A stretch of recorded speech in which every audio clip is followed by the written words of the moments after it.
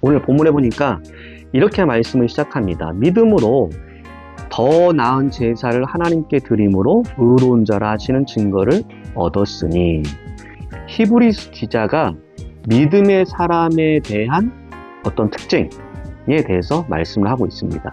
다시 말해서 믿음의 사람이란 어떤 자예요? 믿음으로 더 나은 제사를, 믿음으로 더 나은 예배를 하나님께 드린 자가 바로 믿음의 사람이다 라는 것에 포커스를 맞추고 여러분들이 말씀을 좀 들었으면 좋겠습니다. 그렇다면 질문을 두 가지 해볼게요. 첫 번째, 믿음으로 드린 더 나은 제사, 믿음으로 드린 더 나은 예배란 무엇일까? 첫 번째 질문이고요. 두 번째는 믿음의 사람으로 살기 위해서 하나님께 어떻게 아벨처럼 믿음으로 드린 더 나은 제사, 예배를 실천할 수 있을까?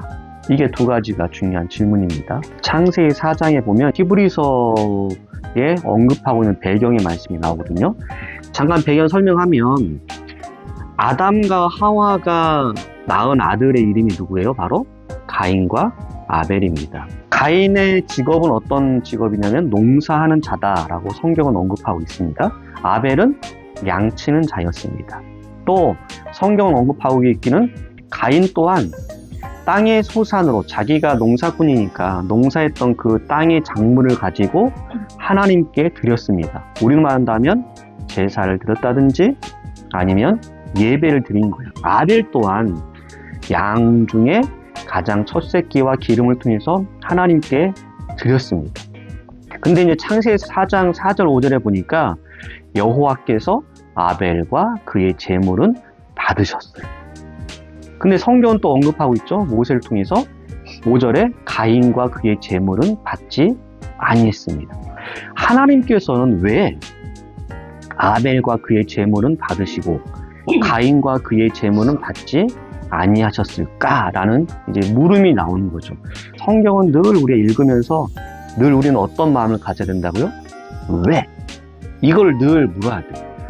성경을 통해서 왜라는 단어를 찾기 위해서 성경을 읽어야 되고, 성경을 읽다 보면, 그리고 그 왜라는 질문의 답을 찾아야지 내가 내 신앙의 삶 속에서 하나님의 원하심에 대한 것들을 알아갈 수 있다는 거죠. 그냥 단순히 그랬구나 라는 팩트로 그냥 끝나버린다면 성경은 그냥 지식적인 책이지, 오늘 몇천 년 전의 사건들을 오늘 내가 적용시킬 필요 없는 그냥 역사책이에요. 근데 역사책이 아니라 그 사건이 왜, 그리고 그 왜에 대한 정답을 통해서 하나님의 원하심을 알고 그 원하심을 나 또한 그 원하심대로 살기 위해 실천하는 것이 필요하다는 거죠. 그래서 왜 하나님은 아벨과 그의 제물은 받으셨을까? 그리고 왜 가인과 그의 제물은 받지 아니했을까? 라는 물음 속에 답을 찾는 것이 바로 오늘 설교의 가장 큰 키워드입니다. 히브리서 기자를 통해서 그 힌트를 얻을 수 있다는 거죠. 아벨이 가인보다 더 나은 제사를 드렸기 때문입니다. 그렇다면 이제 한번 퀘션을 한번 더 알아볼게요.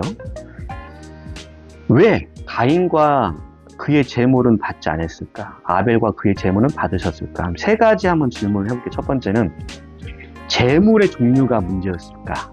두 번째, 이 제물에 대한 양의 문제일까? 세 번째 질문 해볼게요. 제물의 상태가 문제였을까? 맞죠?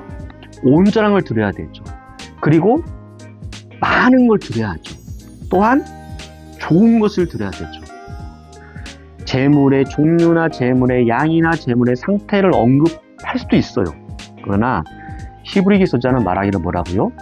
아벨은 그의 제물을 함께 받으신 것은 가인과 그의 제물보다 더 나은 제사를 드렸기 때문이다 라고 말합니다. 우린 여기까지밖에 답이 없습니다. 우리의 모든 하나님 앞에 드림의 기준이 뭐가 돼야 돼요? 더 나은. 그래서 두 가지로 제가 정리했습니다. 첫 번째, 믿음으로 드린 더 나은 제사란 무엇일까? 믿음으로 드린 더 나은 예배란 무엇일까? 첫 번째, 전부를 드리는 것입니다. 전부를 드리는 것입니다. NIV 성경에 보니까 with all 이라는 단어를 써요. with all 이라는 단어를 씁니다. 두 번째, 믿음으로 드리는 더 나은 제사란, 예배란, 내가 하나님 앞에 연락되어지기 위해서는 온전히 드려야 됩니다. 여기에 여러분들이 이제 뭘 찾아가야 돼요? 디테일한 카테고리를 찾아가야 되죠.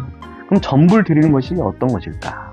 온전히 드리는 것이 어떤 것일까? 삶의 여정 속에 하나님 앞에 내가 온전히 드린다는 것이 뭘까? 전부를 드린다는 것이 뭘까라는 것을 이제 하나하나 찾아 만들어 그것을 드리는 삶을 살아가는 것이 뭐라고요?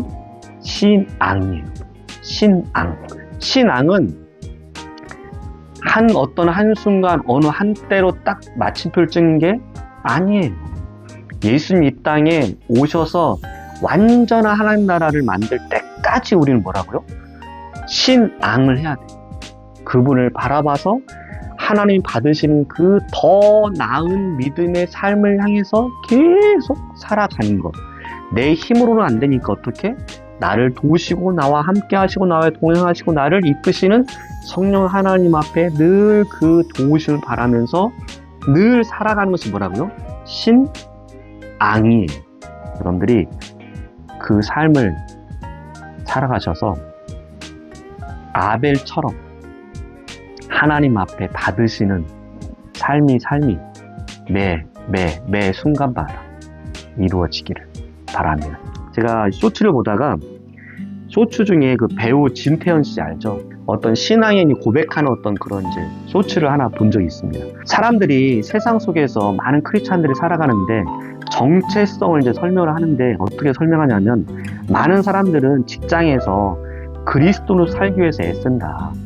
많은 크리스찬들은 학교에서 크리스찬으로 살기 위해서 애쓴다. 많은 사람들은 세상에서 넌 크리스찬과 함께 살아가면서 그리스도로 살려고 애쓰며 살아간다. 근데 나는 자신의 신앙을 고백하는 거죠. 나는 그렇지 않다라고 말하죠. 나는 어떻게 살아가냐면 그리스도인으로 직장 생활을 하고 크리스찬으로 학교에서 학생으로 살아가고 그리스도인으로서 세상 속에 살아간다. 사람들의 우선순위는 세상 속에서 내가 어떻게 하면 크리스찬으로 살아갈까 애쓰지만 바꾼다는 거죠. 나는 그리스도인이야. 그래서 세상 속에서 살아가는 거예요. 그리스도인으로. 우선순위, 정체성을 그리스도인이라는 것에 정체성을 둔다는 거죠. 왜 사람들이 고민해요? 직장 생활 속에 살아가기 위해 내가 고민하는 거예요.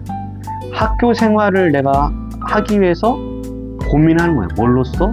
크리스찬으로서. 근데 나는 크리스찬이 때문에 학교에서, 내가 크리스찬이 때문에 세상에서, 내가 크리스찬이 때문에 직장에서 이렇게 하면 답이 쉽게 더 고민할 수 있는 이 종류들이 많이 줄어든다라고 얘기를 하더라고요. 쉬울 수 있지만 어려울 수 있고 어렵지만 쉬울 수 있는 삶의 방법인 것 같아요. 여러분들 어떻게 이것이 마음속에 와닿는지 모르겠지만 저는 굉장히 똑같은 말 아니에요? 직장에서 그리스도로 살아가는구나. 그리스도로서 직장에서 살아가는 거와 같은 의미일 수 있겠지만 가장 큰 차이는 뭐예요? 우선순위.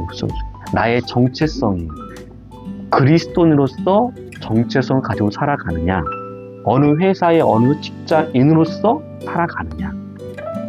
가장 큰 차이점인데 참 이 말에 제가 멋진다라고 제가 생각을 했습니다. 자, 우리 오늘 믿음으로 첫 번째 시간, 더 나은 제사, 더 나은 예배, 더 나은 그리스도의 삶이 무엇인가? 전부를 드리는 삶, 온전히 드리는 삶. 그렇다면 내 삶 속에 이것이 무엇일까? 하나하나 그것을 향해서 어떻게 살아갈 것인가에 그 항목들 여러분들이 찾아가시면서 그대로 살아가는, 그래서 결국 받으시는, 연락되어지는 드림에 대한 하나님의 화답이 함께 이루어지는 그러한 믿음의 사람들의 삶이 되기를, 이 땅에 여러 많은 크리스찬들이 그러한 삶을 살기를 누구처럼? 아벨처럼 기도하겠습니다.